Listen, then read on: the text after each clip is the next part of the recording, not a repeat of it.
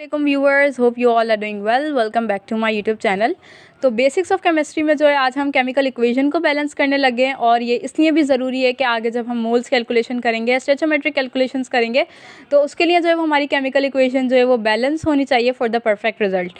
और इसलिए भी कि जो law of conservation of mass है वो ये कहता है कि जो जितना जो है वो हमारे पास रिएक्टेंट होगा उतना ही जो है वो हमारे पास प्रोडक्ट बनेगा।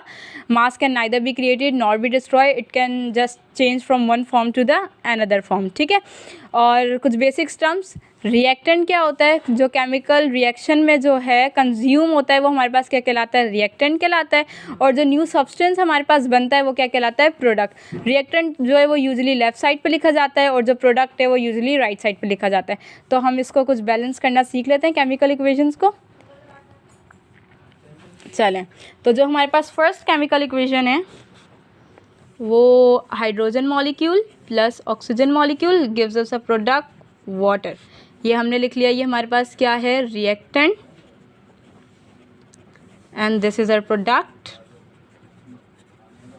तो पहले हम देख लेते हैं कि रिएक्टेंट में हमारे पास क्या क्या चीज़ें मौजूद हैं। तो हाइड्रोजन मौजूद है और ऑक्सीजन मौजूद है, तो हमने यहाँ पर लिख लिया हाइड्रोजन एंड ऑक्सीजन। तो ऑफ कोर्स प्रोडक्ट पे भी hydrogen and oxygen he present है।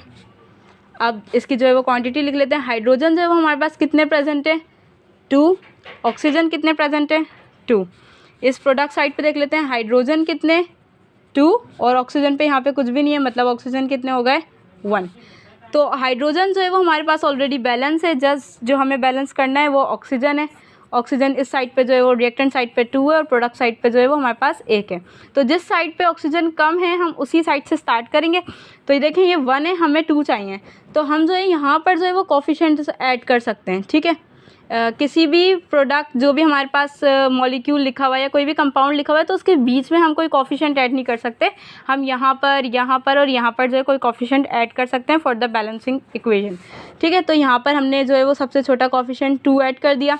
तो अब देखें हमारे पास हाइड्रोजन कितने हो गए, 2 2s are 4, और ऑक्सीजन कितने हो गए, 2 1s are 2।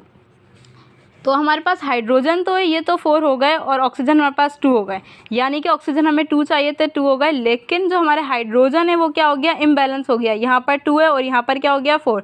तो हमें यहाँ पर जो हाइड्रोजन है इसको भी बैलेंस करना पड़ेगा।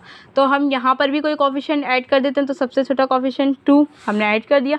तो हाइड्रोजन हमारे पास क्या हो गया, 2 2s are 4 and oxygen remain same 2।